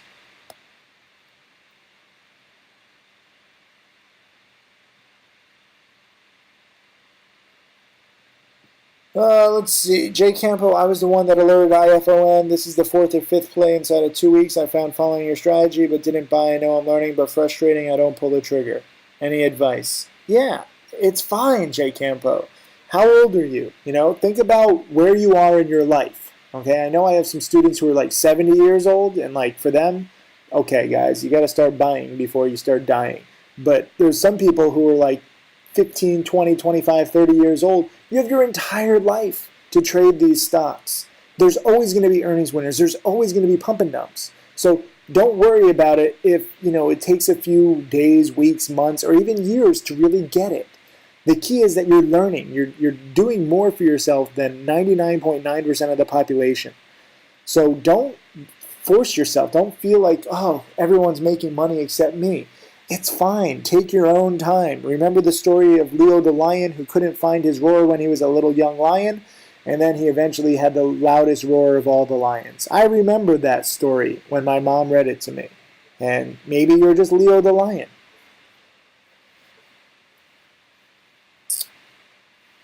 If you're under the PDT rule, would you go after a play for 20 to 30 cents, or would you wait for something better? If there was a play for 20 to 30 cents, I would take it. I would use a day trade to short TSRI and cover. I would also not use a day trade to hold TSRI long overnight. If you're under the pattern day trader rule, you have to learn to focus on holding stocks overnight more so that you don't waste day trades. So that, if there is a day trade where you can make 20, 30, 40 cents, you take it. If there's an overnight play where you think you can make it, you take it. Let's see. ORX, very scary. I haven't even looked at OREX. I've been kind of busy with good plays. Yeah, I mean, OREX is just bouncing. It's not that scary. It's just bouncing. And that's scary to some people. IFON is now broken below the breakout level. So I would not be buying it yet.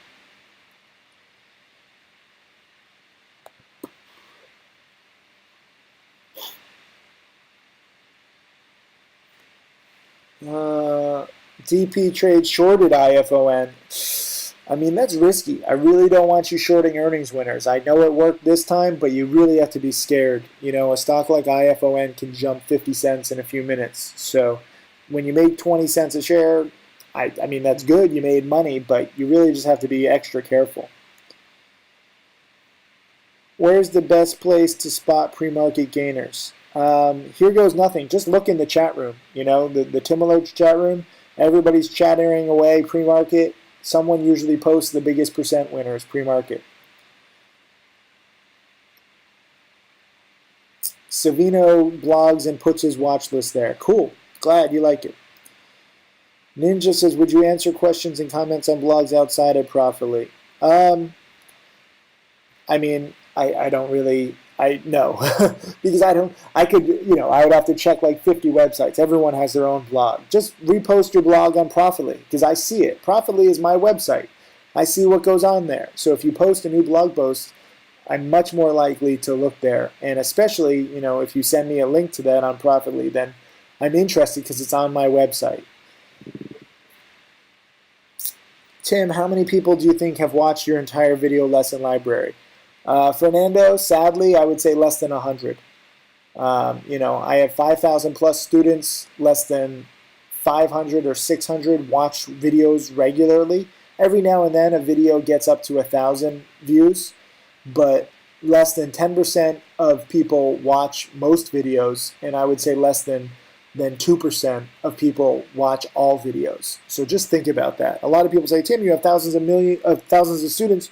Why do you only have a few millionaires? Well, only a few people even put in the time and effort to really become a millionaire. It's not just about watching videos and webinars. You've got to watch the videos and webinars, and then you have to put the lessons into practice in your own trading. Then you have to refine your own trading. And then, you have to not screw up, because even after 15 years, I'm still not fully disciplined. I screw up. I break my own rules sometimes. So it's a step-by-step process. And by not watching all the videos, by not watching all the webinars, you don't do yourself any favors. So I highly, highly, highly encourage you to, dig through everything. It's just a question of who wants it the most. Mark Crook, He's up like $400,000. He's one of my most successful trading challenge students. I have to post these videos that he's been giving me. I just haven't had time. He's done a lot of video lessons, which are going to be specifically for you challenge students. He's watched all the videos several times. Tim Grittani has watched all the videos. Michael Good has watched all the videos. Azam John has watched all the videos. You know, some of my most successful students, if you look for what is most common with them, they watch all of the videos. That is the #1 trait.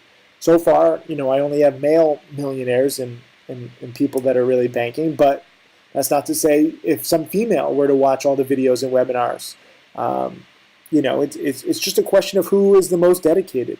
You know, even if you watch every single DVD, every single webinar, every single video that I've ever made, we're talking like 300 or 400 hours worth of study, which, you know, I guess it sounds like a lot, but, you know, there's a saying that you need 10,000 hours to master a subject. And somehow, despite the fact that I repeat myself, despite the fact that I go off on rants, if you watch everything, you know, I've cut that time down. You know, if you watch everything twice, especially Tim Grittani's webinars, you know, Tim Grittani is the single most successful trader of the past 5 years in the entire world, bar none. Percent-wise, maybe not dollar-wise, I don't know. Someone who shows every single trade, definitely. And you have roughly 30 hours worth of content from him. I mean, do you realize that? Go to Timley/millionaire webinars. We have bookmarked all of Tim Grittani's webinars. 30 hours right there. If you hate me, if you think I rant too much, if I'm too simplistic, go watch him. Okay? He gives great webinars. I even watch his damn webinars. Oh, you guys like that? Start buying before you start dying. Yeah, I mean, some students are really old, and I'm sorry for that, but you know, you got to press it. You can't afford to take 5 years to learn everything. You know, you might learn everything, and then you get Alzheimer's, and then you're like, damn, I just wasted 5 years. That would suck. I'm sorry to make Alzheimer's jokes. That's not funny. Let's see. Vandal says the videos on Profitly have tags like price action, morning spikes, earnings. What is the tag for contract winners? I don't even think we did one. I probably should have done that. My new Spikeability DVD will focus on contract winners. It's almost done. Relax. I know some of you are waiting for it. Let's see. For intraday shorting, you look to short when the stock takes out the day lows, correct? Yes, correct. Or into highs, you know, but I'm just not comfortable. Like I shorted BIOC into spikes, and I'm just not comfortable at all, as you saw. I also like not necessarily taking out the day lows, but when a stock goes red or green to red on the day, and that way the momentum is kind of getting crushed. IB won't let me short any reasons, Tim. Either you don't have your account set up right, you don't have margin, you don't have buying power. I don't know. Talk to your broker. Anytime you guys have broker issues, don't ask me, okay? I don't know what you're doing with your broker. I know what I'm doing with my broker. If you have broker issues, talk to the broker. That's what you pay them for, customer service. Chris Oliveira says, since you said IFON had its big run up altogether, would you have looked into shorting it at 3? No, I don't short earnings winners. And just because I think a stock has had its entire, you know, morning spike and morning run up too much, that doesn't necessarily mean that I think it's going to come down. I just know safety. You know, I didn't know that IFON was going to drop from 3 to 250. I just knew not to buy it at 3, or not to buy it at 290, not to buy it at 280, not to buy it at 270, because it had already had its spike. There are 3 options for any stock, okay? It's a potential buy, it's a potential short, or it's a do nothing. IFON was a potential buy at the market open. When it broke the day high, I should have bought, but I was busy. When it went to 3, it's a no play. Some of you guys who like to ignore my rules and you just short anything based on price action, then it's a short. For me, I don't like to short earnings winners because I've seen them spike incredibly too fast for me to even cover, because sometimes when there's new news, other news outlets pick it up, other chat rooms pick it up, and you can get squeezed all within a few seconds. So I don't like shorting earnings winners. Tim, looks like your FCCG play is making higher lows gradually and the sector is heating up again. I mean, FCCG was disappointing. I bought this little fat burger company. You know, they haven't had a SEC filing in 5 years. They were involved in fraud before. The CEO went to jail. Very sketchy. But with Shake Shack's IPO in the 40s, valuing each Shake Shack at like 27 million, which is ridiculous, that helped me, you know, think, wait a minute, are these burger restaurants good plays? And FCCG did spike. I didn't sell into the spike. Frankly, I just wanted to give it time to see if they would come out with a PR or an SEC filing, or somebody would write an article about them. Never happened. I sold for a few cents a share profit. I really got to stay away from illiquid stuff like that. It might work. You know, even if FCCG goes to $1 a share, it's such a unique situation and such a one-time event.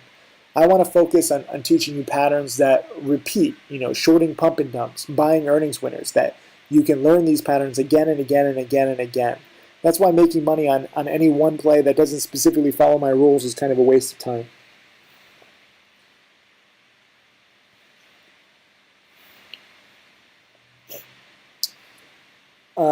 Jay Campo. Oh, I have met you.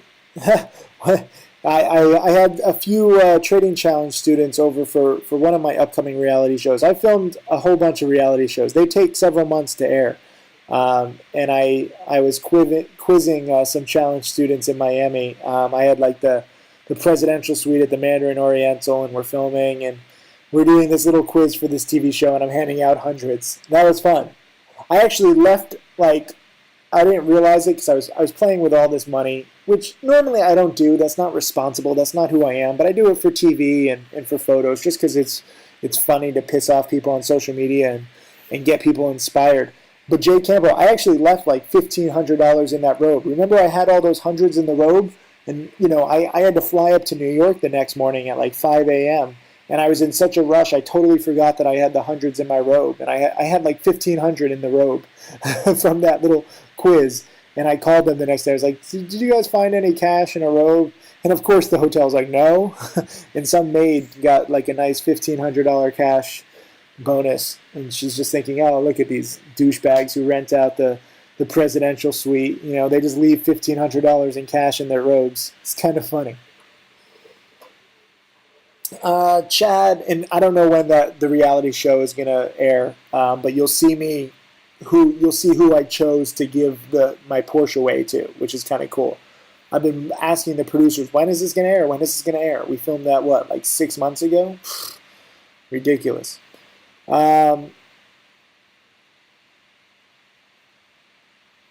Let's see. Oh, D. Taurus was there too? Look at this. You see, you guys are dedicated. You came when I had asked, you know, if you wanted to be on a reality show. You're in this webinar. That's beautiful dedication. I love it.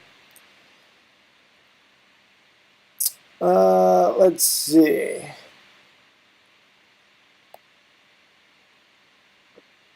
Fernando says, the more reason I have to look at every video. I've watched 700 out of 2,600. Good. Let's just start. And repetition is the way to perfection. You know, you'll see that, you know, every earnings winner, every pump and dump is a little different, but they really follow the same kinds of rules. It's kind of cool.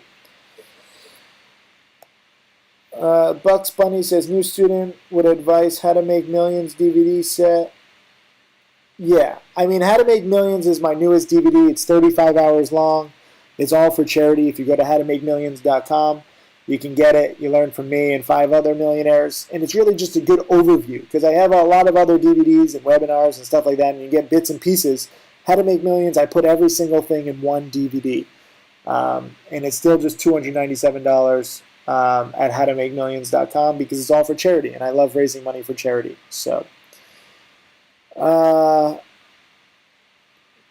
the 10,000 hours is not true. To be among the best requires innate talent, but you could still drastically improve.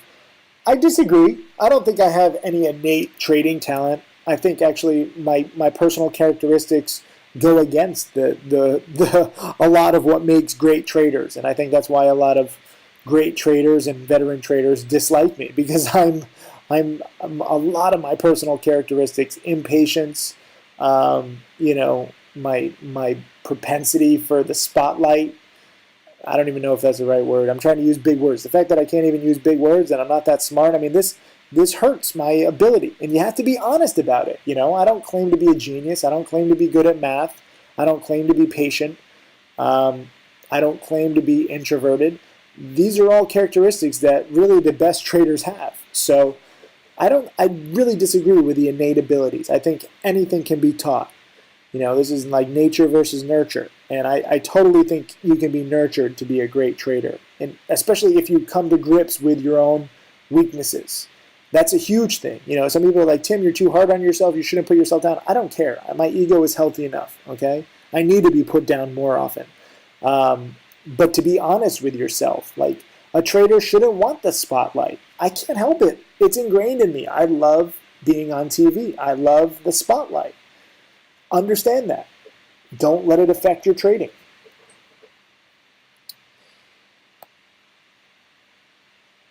Tim, although not its first down day on TSRI and your broker has shares, your feelings are so strong it's going to crash. Knowing if shares will be available, would you enter into a trade? I don't know. I really don't know with TSRI. I want the pumper to pump it more. It's barely up. It's not even up $1 a share. Like, this is a pathetic pump. I don't know. It's getting more illiquid too. So it's probably just going to be a non-trade. But it might be a potential short. I don't know.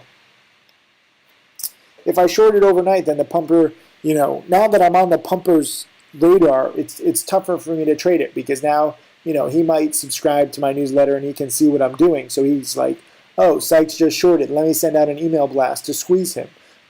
It's happened before. You don't really want pumpers to know your position, but I just think it's kind of funny at this point.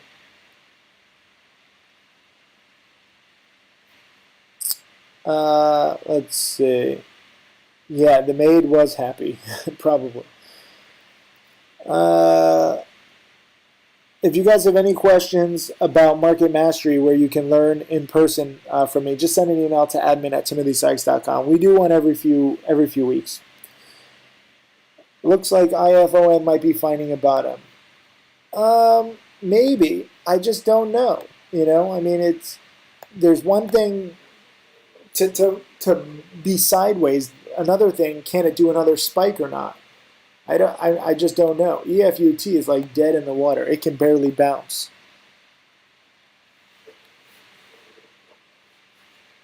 I really don't see any great plays. BIOC has retreated, but it's still holding green. Gene has retreated, but it's still holding green. EYES has retreated, but it's still holding green. EFUT is an earnings winner that can't bounce. IFON, it might bounce, but it's a long way off its highs. RESN, I mean, it did bounce. Now there's no play. TSRI is a potential short, but the volume is getting weak, and the pumper knows who I am. So I don't see any great plays right now.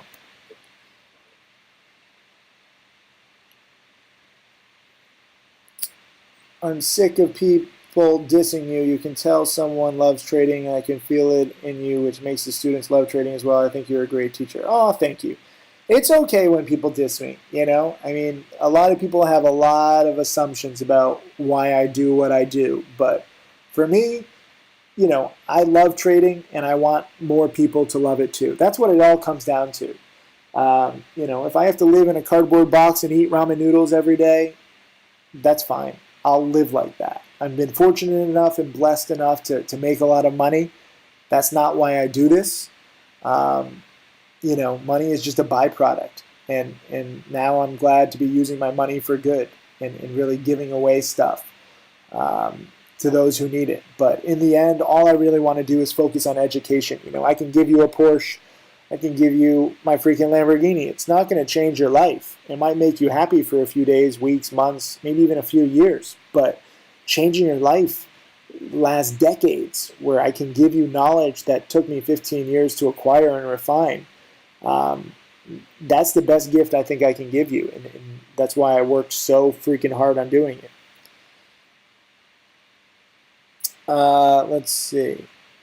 Can you share your thoughts on why you didn't like CLNE for a long on Friday? It had massive volume on good earnings. You were obviously right not to play it. I didn't even see CLNE. I don't like energy plays. They don't really do well. And this is not a good chart. So that's it. It's that simple. Energy play, not a good chart. You're dead to me.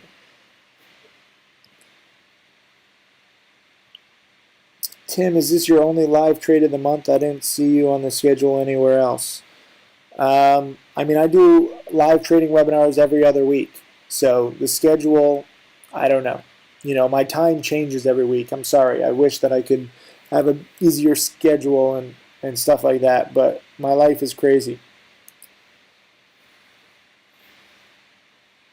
Someone said, Ninja says, I'd sell the Lambo and use it as trading capital. Okay, so you probably get maybe, I don't know, used Lambo, maybe $150,000 for it. And what would you do with $150,000? You might make money, you might lose it, and then it would all go to waste. Imagine if you can make $150,000 on your own, using my techniques, using your own self-confidence, your own knowledge, and you grow your own $150,000 into $300,000 or $500,000. That's so much better than me just giving you a Lambo, where most likely you're going to piss the money away. It doesn't matter whether you're trading with 12K or 100K or even $1 million. What matters is how much knowledge you have and what you're going to do with that knowledge and how that's going to change your account and how your account is going to change your life. That's the relationship to think of. It's amazing how many people on Instagram and Facebook were like, I would love this Porsche, I would do anything for it, as if a $100,000 car is going to change their entire lives and solve all of their problems. And they're just not thinking long term. $100,000, yeah, that'll help you for a little bit. But, if you don't have the right mindset, if you don't have the right framework, if you don't have the right education, $100,000 won't last you more than a few years. Even if you're frugal. I want to change your life. I don't want you to just make $100,000. I want you to make $1 million or $10 million over the course of your life with my teachings. Do it self-sufficiently. That's a whole lot better.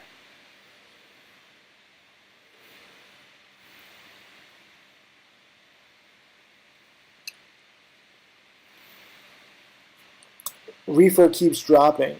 Yeah, probably. Well, it's dropping 10 cents. But yeah, it is kind of a shame that it did the breakout and it's not breaking out anymore. But this has a habit of that. This is like EFUT, where they have these big contracts and people should notice them, but they just don't. That's why I just have a very small, longer term position. Let's see. BIOC is still green, holding up. IFON is bouncing a little bit. Nothing else is doing much.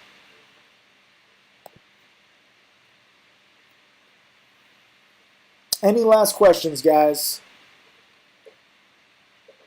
Bring it on. I'm glad you got to see me short TSRI live. I'm glad you got to see me miss, but pretty much call the IFON breakout before it happened. I'm glad some of you profited. I'm glad some of you guys profited, or at least learned and saw me shorting BIOC also. So I guess you saw 2 live trades where I made a few $100 each time. But seriously, I want you guys using, this Profitly / contribute feature. Use it as a diary, post your watch list soon. You'll be able to post videos for yourself too as reminders. So like when you do a good trade, write about it. When you do a bad trade, write about it. And that way you can always look back and really keep a diary and refine.